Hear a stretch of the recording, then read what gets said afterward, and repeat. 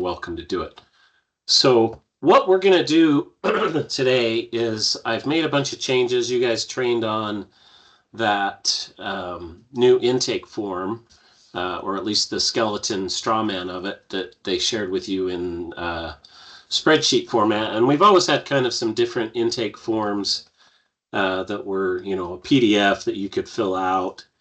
And so what we've done is we've incorporated a fair amount of those questions and those fields directly into Zoho. Now, you're welcome to, create a lead, and as you're talking with these people, kind of fill those fields out inside the CRM, use it as a, kind of like a guide for talking points. It's never meant to be a, ask this question, then this question, then this question, like you're an AI on the phone. But it is a guide, and it does have some logic built into it to try and draw your attention to important pieces, and it hides the information that you're maybe not talking about or is not relevant to that particular lead. So with that said, I'm going to share my screen and we'll go through this. This is a very open forum, and so especially Michael, for you, John, Zach, Luis, Minnie, feedback that you guys have on this, as for improvements or changes as you start using it, or even as you see things today, send those to Jamie and I, and we'll make changes along the way to try and make it better. Michael, did you have a question? No. Okay. Your box highlighted, so I didn't know if you wanted to chime in. Matt, I'm just paying attention to you, my brother. Keep going. All right. So I'm logged into Zoho, and you'll see mine probably looks different from yours because I'm an administrator. You might have a top navigation instead of this left-hand navigation like I have. And so just know that if you have the top nav where this dark bar goes across the top, some of these menu options will be underneath the 3 dots that you have at the end of that menu, and you can select that, and then there's a whole list of other things, but in your horizontal menu, I think there's only about 4 or 5 that show across there. So all I'm going to do is I'm going to go to the leads module, and I'm just going to create a new lead. I'm just going to pretend like this is a friend of mine who I called out of the blue. Maybe it was a cold call, and I heard that he was maybe having he was selling a big piece of property that he had or something that he inherited. And so that's kind of the situation that I'll use. So a lot of this will look familiar to you, and a lot of it will be new. So fields that are required are still required. None of that has changed. You still have to have a first name, a last name. You got to indicate what the lead type is. You got to indicate the lead source and its status. If it's got an email and a phone number, then it's ready to contact. If it's not, then it's, not ready. It's incomplete if you don't have that information yet. So we're just going to make up a guy here. We're going to call him Humberto Walker, and he's going to be a client. And for those of you who don't know, when you're filling one of these out, you don't have to use your mouse and pointer to click to every field when you're filling this out. You can use tab to go from one field to the next. So if you like to be efficient that way and you're just filling one out, then you can fill out your information.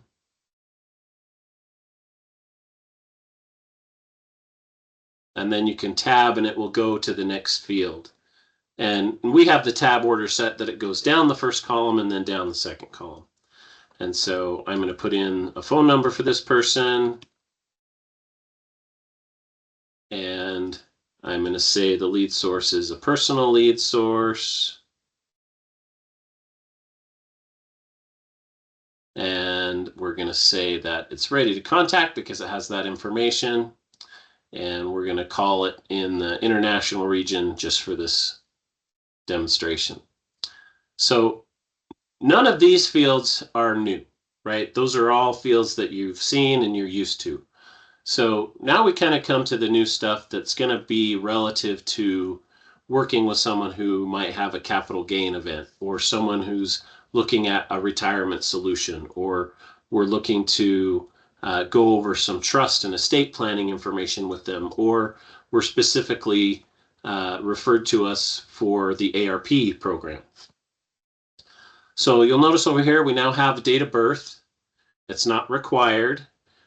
So at some point it will be, right? So if you're going to refer this person for ARP to the tax team that's going to review these before deals and things get created for these clients, you got to have a birth date because we got to know how old the person is. So it's not required at the beginning, but before you can proceed, it'll be required at other steps. So I'm going to go ahead and put in a birth date here. We'll say this person was born 1933. They're really old, April 7th. And now we also have marital status. This is also a new field. And so if you select married or common law marriage, then what you'll get is a spouse name field that pops in, and it is also required. So there's a little bit of dynamic filled there. So we'll say Umberto's wife is Wilhelmina. Company field is not new. That's the same as it has always been. This is a modified field to one that was there before. This is a total income field. So as you're interviewing them, I'm talking to Humberto, and I know that Humberto, owns a construction business. So now I can talk to him. Well, Humberto, how much did you make last year? Oh, my company, we grossed about 2.5 million. And maybe the net of that was 1.8, so maybe he's 1.8 million on his business and personal income combined. So, oh, did I get one too many zeros? 2, 3. Nope, that's right. Okay. And then we kind of want to indicate what that income source or sources is. You can select multiples of these. So if he has business and personal, and maybe he has a side gig as well, then you can select other, just so that we have an idea of where that income is. And Jeff, when you're reviewing, somebody's profile, what's the relevance of their income source? Well, the relevance is that certain types of income can only be used. Well, let me reverse that. We can only use certain of our tax strategies to offset specific income, especially if it's W-2 income. So what if I just have W-2 income, but I have like a couple Schedule Cs, but I don't have official businesses?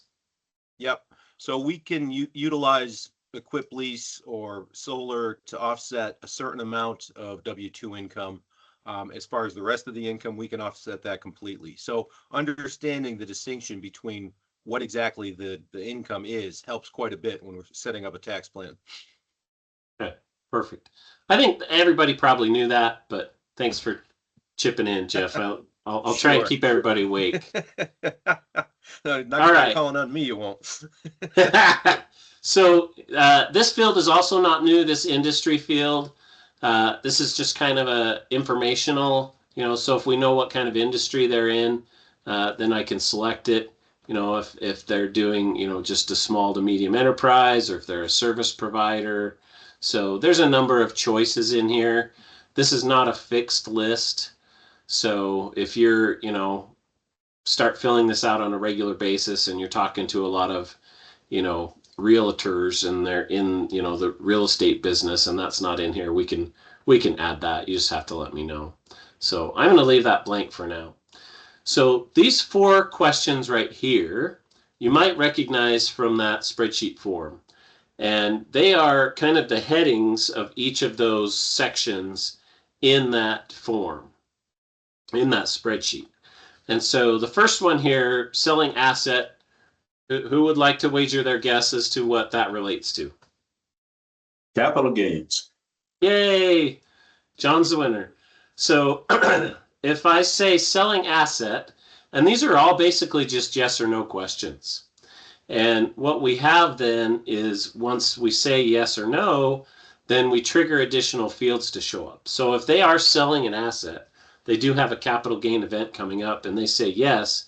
Now you'll notice down here, I have a capital gains information section that's popped up. Not a ton of information here, but this mimics what's in that spreadsheet, right? And you'll also notice that I have a required field now that I've said yes. Now, the way we designed this was knowing that you may not sit down with someone and in one lump get all of this information. You also may not have all of these sections to fill out for any particular person. I think Jeff and the tax team would like you to so that they have a big, full, complete picture.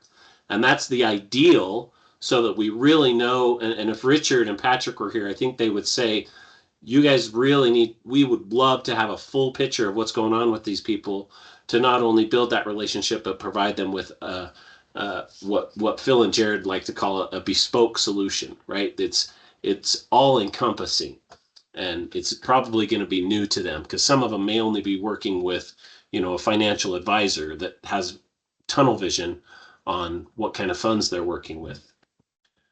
So in here, you're going to choose what the asset class is that they may be selling. And based upon what you choose, we'll have some other fields that will appear. So it'll prompt you to kind of know what else to ask, right? So if they're selling their business, well, what's the ownership of that business? Is it a C Corp? Is it a partnership? Is it an LLC? Are they the sole proprietor? And so there's a kind of a question that we said, okay, let's go ahead and make that required if they choose business to select what kind of business ownership. We did the same thing for if it's real estate, stocks, or other. So if it's other, we're like wanting a description of what that other asset is that they're selling. It doesn't have to be long. It's just free form. Maybe it's, a whole bunch of storage units, contents. And, they were participating in storage wars or something. And so now they have all this stuff that they're going to sell. But then we also have real estate. And so if you choose real estate or stocks, we still want to know, what's the asset ownership? And recognizing that you may not know that immediately, you may have forgotten to ask it while you were talking with them, but ideally, you're still visiting with them and they're just talking about the sale. And as they're talking about it, you gather this information. Oh, he said it's a business. Oh, well, who owns that business? And then, oh, he says, well, it's a partnership between me and my brother. And, well, is that an official papered partnership or is that just what you call it? No, we actually formed a partnership that, the only ship that doesn't sail. And then he may just go on and talk to, these different points. Oh, we think we're going to sell it for, about $5.5 million, right? So that you can then put in. Well, when and if they don't volunteer this information, these are interview questions that I think most of you guys are familiar with already. Well, when did you acquire it? If it was real estate, when did you buy it? That was in 2020, right after COVID hit, and I had a great opportunity, and it came up, and we bought it. So maybe they've only had it for 5 years. So 2020, there it is, and maybe it was April 30th, right? So.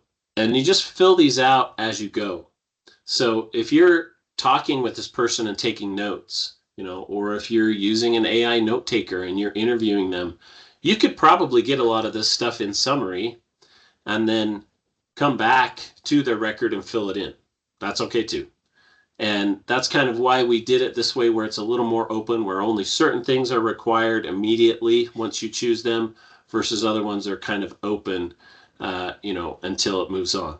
But there will be a field up at the top when you're ready to submit it to the tax team, to Jeff and Patrick or Sterling, the others who are going to evaluate it and look at it, where you say, yep, I've filled out all the information, I gathered everything necessary so that you guys aren't wasting your time, looking at this as kind of like a speed bump or a check before it goes over to the tax team. Jeff, do you want to make any comments on that? No, I think you covered it. I just emphasized what I emphasized last Wednesday when we were talking about this, and that is the more detail you can gather, the more accurate a tax plan we are going to be able to prepare for the client, and the better you guys look. So I understand Matt's point about not being able to get it all at once, but as much as you can get, it helps. Yeah. So the other thing that you'll notice is there's not like a lot of fields with a lot of big open spaces, right? There are a few of them. For example, this lifestyle impact of sale. This is kind of a narrative box where you can kind of type in what, they're thinking the impact to their, quality of living is going to be once they sell this. What kind of changes are going to be impacted on their lifestyle? And if there's other notes or additional information that you're gathering that isn't in one of these fields, it just goes in the notes. And when you're creating the record, the notes field doesn't show, but once I save it, then the notes field will be there. You can attach documents to the notes fields. You can give it a title. It's a big glob of text area that you can put, and those are very easy to reference. Does anybody have any questions or comments about the capital gains information? I'm sure as we do a few of these and as you do more, you might say, hey, I really feel like we should have a field for this and this. That's a fixed field like these. Give that feedback to Richard, Jamie, myself, whoever, and we can add that field in here. So Matt, does this somehow incorporate into like creating a deal, or is this separate from that? It does. Okay. So most of these fields, I think I missed a couple, and so I'm still going back and double checking. When you throw this to the tax team and they say, all right, we're going to do an ARP for this person, or we're going to do a total estate shield for this person, all of this information that's relevant to the deal will be, it is mapped and it will show up on that deal already. So when you convert the lead and you create a deal at the same time, any of those relevant fields to that deal are going to be pulled in. Okay. And that's why I said I'm going through and double checking, because it was a manual effort that I had to select certain boxes to create it in the deal. And so I just have to go back and I have to test one and then check each field and then do it again. So, but yes, to answer your question. Thanks. Yeah. And that's because a lot of that information is relevant to the deal, right? That information that, for this capital gains, it's all relevant to that deal or that opportunity. Okay, let's go to the next one. Hey, Matt, before we gotta make a comment. Yeah. That lifestyle impact of sale box can be very important. If they're looking to cash out and, buy a private island somewhere or buy a jet, that's one thing. And that tells us they need cash right away. But if they are open to not spending the cash right away, that impacts what strategy we recommend, particularly in capital gains. PSA, they can get their money right away. With TES or some other strategies, they are tied up for 2 to 5 years. And so understanding what they want to accomplish when they're selling this asset is big.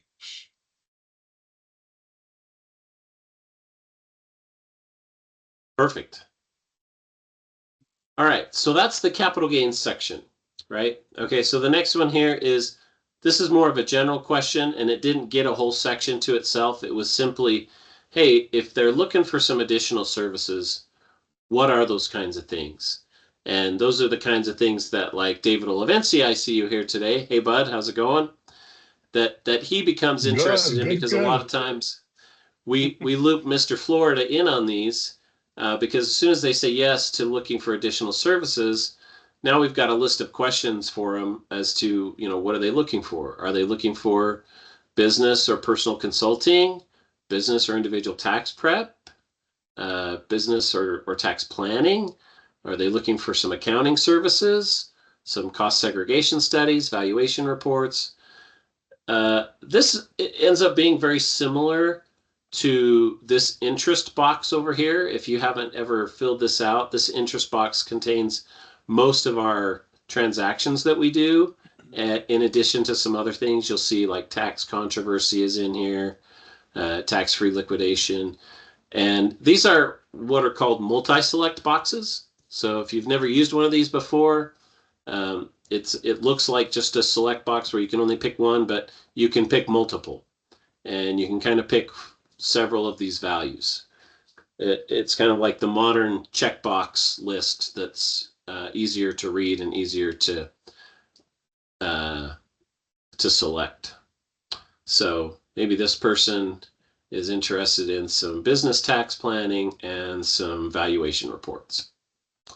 So we'll select those.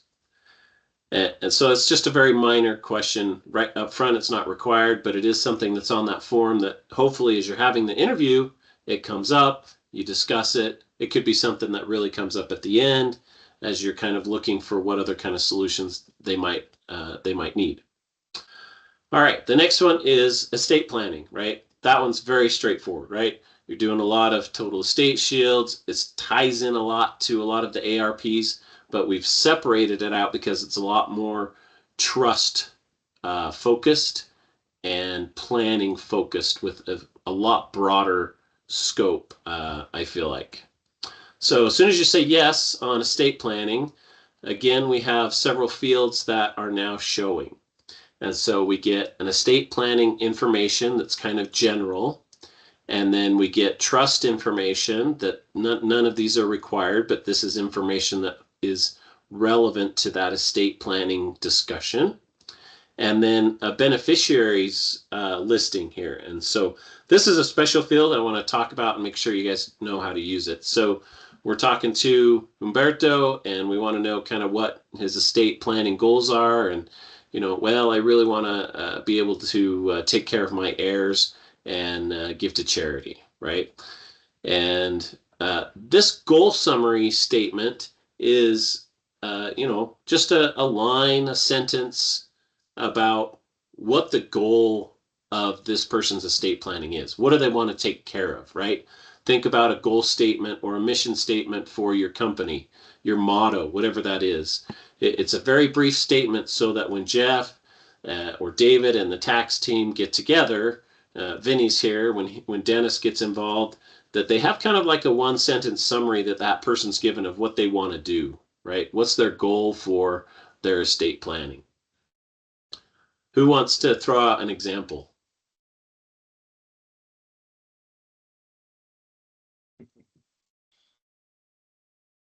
Zach, do you have a goal summary statement that you've prepped for your golden years? In regards to estate, I think it's just, securing it so the kids don't spoil everything and it's protected for wealth legacy. I would add their asset protection as well.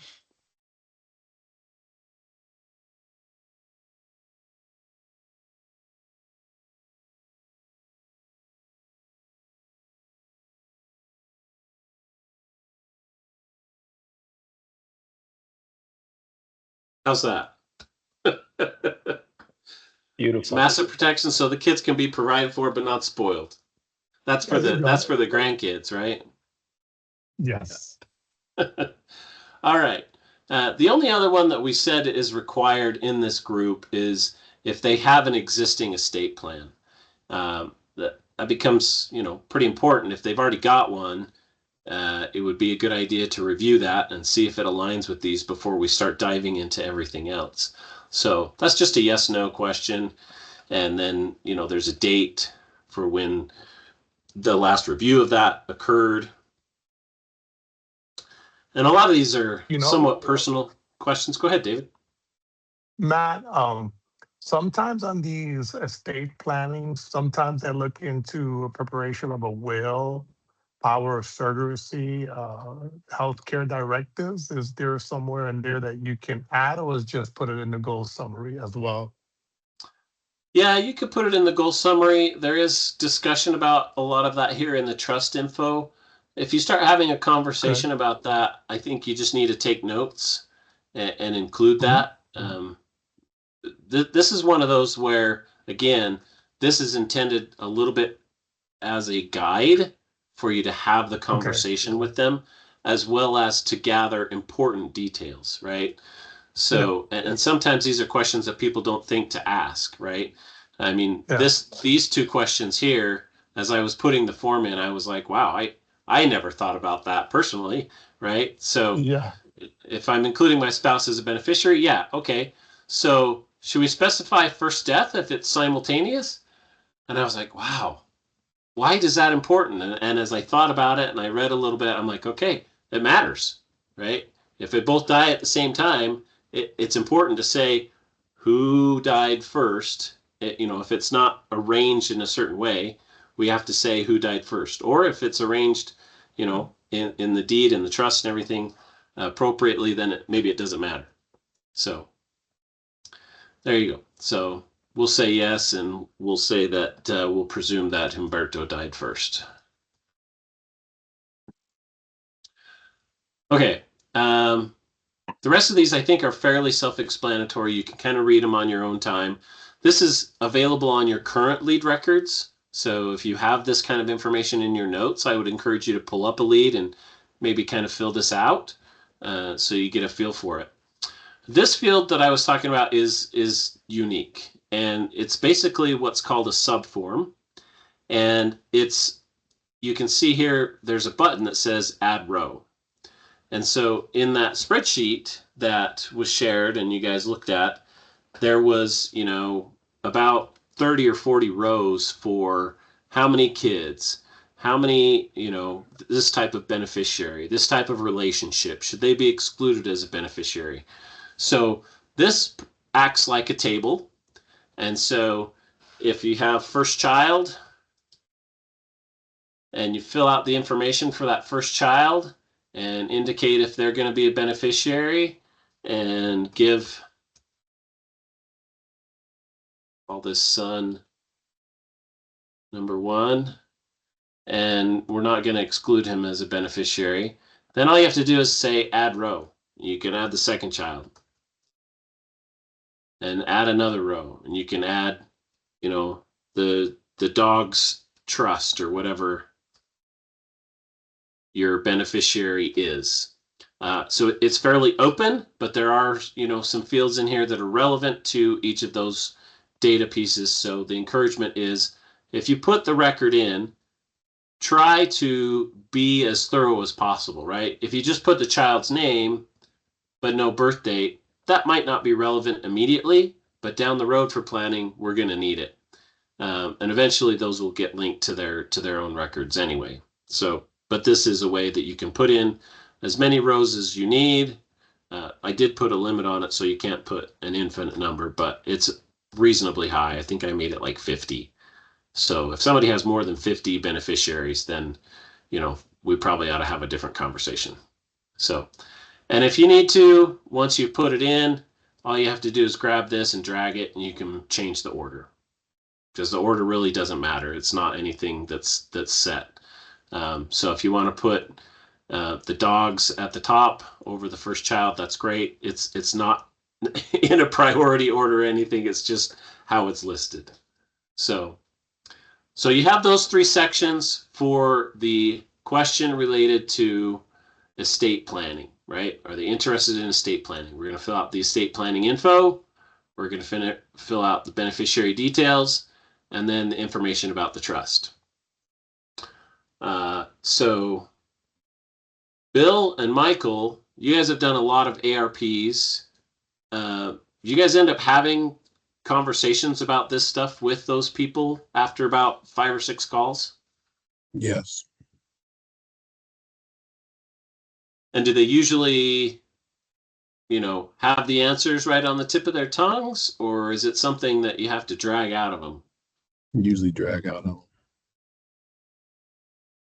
So this is, again, intended as a guide for you to be able to ask those questions, have those conversations about this information, and then fill it out. A lot of these are yes or no questions that just, are stuff that we need to know, so that when the attorneys are looking at it, they can say, oh, yep, that's this, this is that. Okay. Any questions about those 3 sections as it relates to estate planning?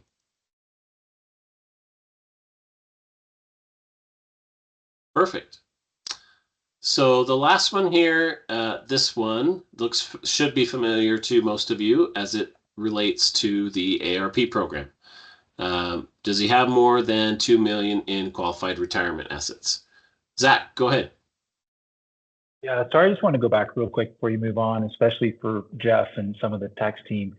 If we're struggling, let's say we're on call number 1 doing intake and they don't maybe know all the information for their trust.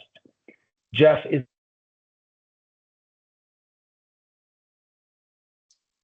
Oh, we lost you, Zach.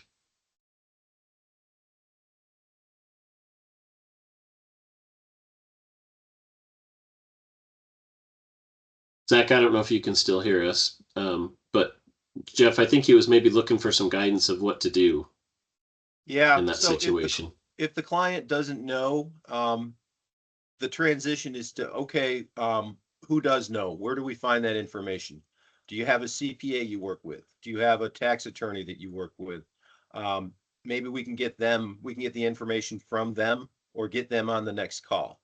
So if the information exists, it's got to be somewhere. You got to find where it is and facilitate it that way. If the information doesn't exist, if they don't have a will, if they don't have a trust, that's something we can start from scratch with. I'm not sure if that got there for you, Zach, but. Yeah, and we still can't hear Zach, so I don't know if maybe he's having a connection issue. Remind me, Jeff, when we're done, if we have time to kind of show how we can request files from them, and there's a secure file upload. That'll be new for probably a lot of you, but sometimes they'll say, well, I have a copy of it, but I don't know. And so that's where we go, okay, well, if you don't mind sharing a copy with us, we can go get that information, right? That happens a lot. I've seen, Sterling and Patrick and Jared in those conversations with people, and they start asking them questions, and they don't know the answers, but at some point they usually say, well, I have a copy of it, somewhere. And so then it's a very easy request that would you mind sharing it so we can review it, and then we can get a lot of these answers on our own. And most of the time they're willing to do that because you've established a good relationship with them by then. So remind me to kind of walk through that after we go over this last section. I think there'll still be time. Okay. Anyone else? It looks like we may have lost Zach, so maybe he'll come back here in a minute. Okay, so back to the more than 2 million in qualified retirement accounts. So this is related to 2 fields on the qualifying call that you do for an ARP. It's on the form. We essentially ask people how much money they have in their retirement accounts and how much liquid cash they have, investable assets, that may be used for this type of a transaction. We're specifically interested in the qualified retirement assets because those fit very nicely into that accelerated retirement plan. And so this is a simple yes, no, and I believe I have all of the logic in place such that if the lead comes from like an ARP form and they've already filled this out, this will already be answered. If they've met the qualification in the form and the lead is being dropped in, if they have more than that 2 million, this will already be selected as yes. And you see when we select yes, now we have some of those familiar fields that we've seen before. Here's the qualified retirement funds, right? How much do you have in qualified retirement funds in your accounts? And then those non-retirement investment funds, cash, etc. that they might have available that they would want to use for this plan. So we'll give that a number here as well. And then these questions are pretty brief. That I think the intake that and Thomas is here, he could probably speak to this more than anybody else. That interview that you're doing in that qualifying call, these questions are super brief compared to that. I think there's maybe 24 on there. And here we're just looking for a very simple, and it's a guide because you already have that other stuff. This is kind of the base core, most necessary, information to move on that front. So we want to know when they're looking to retire, right? Well, it's free form. So it could be, you could say in 2 years, you could say when I'm 27. None of us have been able to do that, but you can put in here whatever you want, right? So maybe at 63 is what that person wants, right? And then, we have this conversation with them to know if the ARP is right for them, because we get a lot of people kicking the tires, right? And trying to check to see if the paint's chipped. So we want to know if they're curious or if they're serious, right? And I don't know how you all are framing that question. Thomas, if you're at a spot, could you kind of tell us how you gauge that when you're on one of those qualifying calls? Yeah, I mean, it starts with the 2 million straight out. So, the first question I always lead in with is, what was the main reason that you came with us today and decided to schedule this appointment?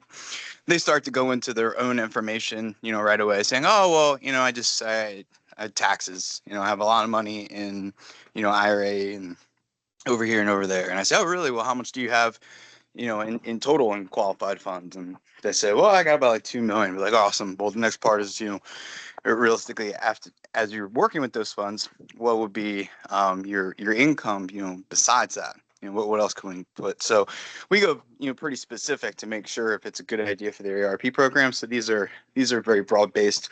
I always try to go into it right away, get it out of the way, because that's the main reason that they're there for.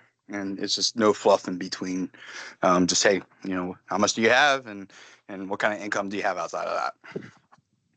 Yeah. This is one of those portions where it becomes a little bit of an art form, because we're trying to decide if this person is just a tire kicker, or if they're, really serious and they're looking to make some sort of a change.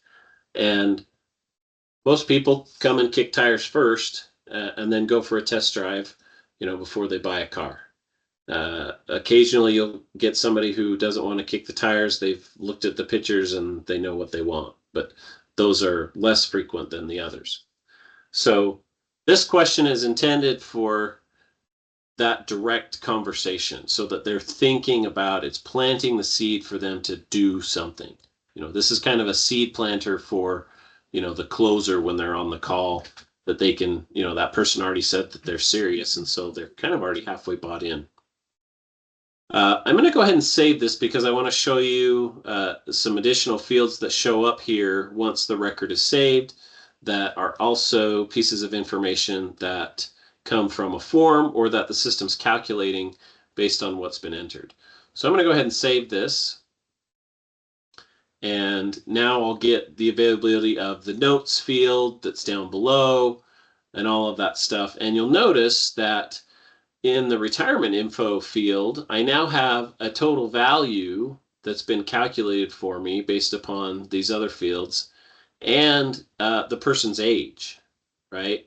So provided that the birth date was put in, we're just going to calculate and display the age of the person to make it easy, so you know how old they are. It's right there in front of you, so you can decide if, at 93, does this person have 5 years to, build that nest egg, or are we better off just, advising him to blow his wad how he wants?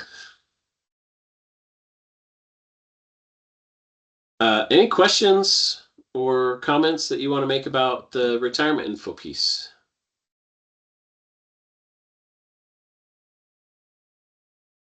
Awesome. So the desire here is to take that information, intake it, right? and put it here on the record so that we can then evaluate it, review it, decide what additional questions we need to ask. And we have a good full picture of this individual's situation. There will still be times when, maybe it's laser focused on, some type of core tax solution that's just surrounding their income, but having these in front of you with a little bit of requirements, a little bit of speed bumps to help you ask the questions is the desire of the executive team. Any questions about the intake form, the additional new fields that we've added and put in here? Okay, I will also say that these fields they're not currently there because I'm having to validate some of them because like I said, I missed creating some of them. They will exist on the contact as well. So if you have a record already in the system and you haven't created that information, they've already been converted from a lead to a contact, and you're, in the middle of having some of these conversations, these fields will be available so that you can put that information onto that contact record as well. So, perfect. David, what's the weather in Florida today? Oh, it's beautiful. It's 82 degrees. Beautiful. All right. Well, And I'm stuck in here doing accounting work and taxes and in a meeting. Well, you got 12 more days before you get any respite because that's the time of year it is. And that's the profession you chose. That's right. That's correct. That's correct. That's correct. But I'm not complaining. I'm happy. Yeah. I got to see my team. I haven't seen you guys in a month of Sundays. All right. So I talked a little bit about gathering some information from people and being able to allow them to upload files to us.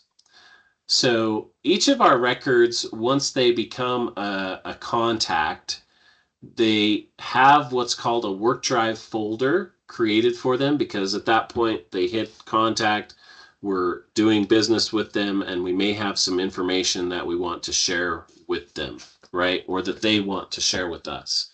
So if you do have that situation where you need to take a trust document or something like that, and we want to do it secure, we don't want to send it over email, there is this function inside Zoho called Work Drive.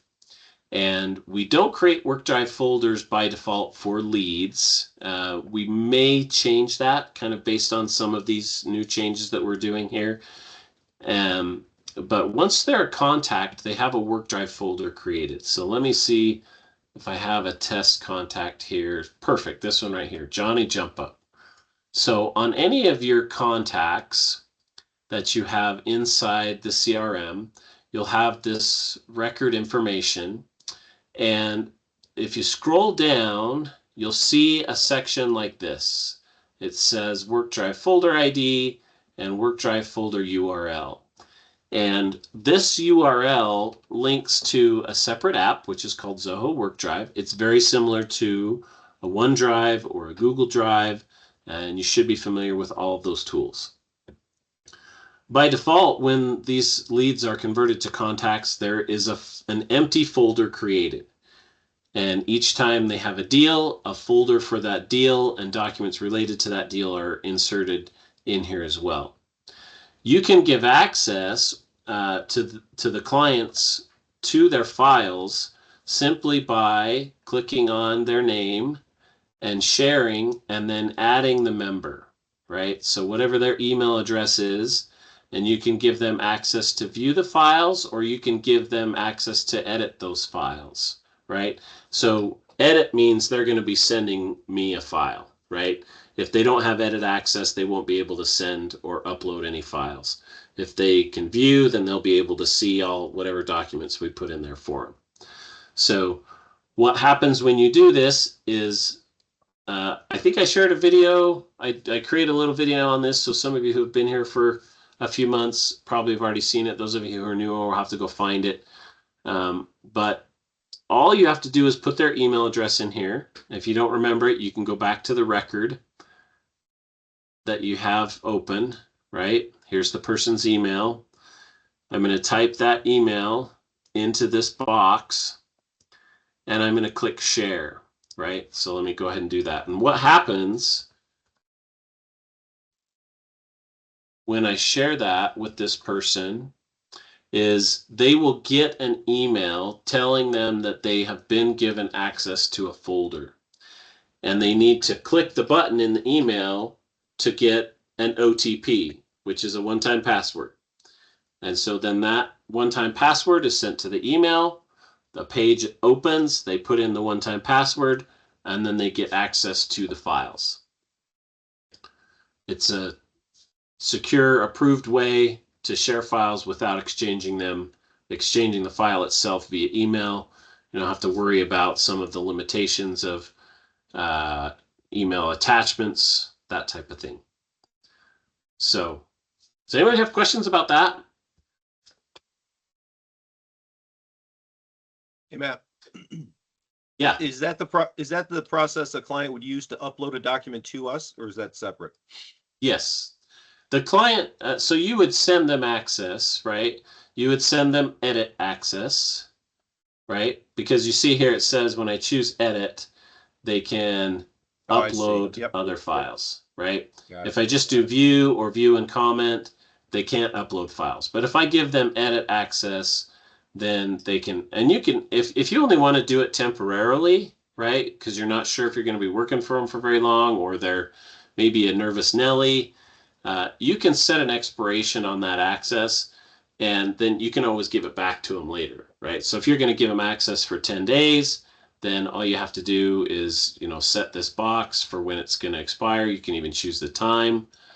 And then when you send that access, it will automatically expire after that time and date. It's a lot simpler than if you were around in the old days. Some of those secure file shares were kind of clunky when they were first coming out. They've gotten really, more sophisticated, more user-friendly as time has gone on. Does anybody have questions about this? Awesome.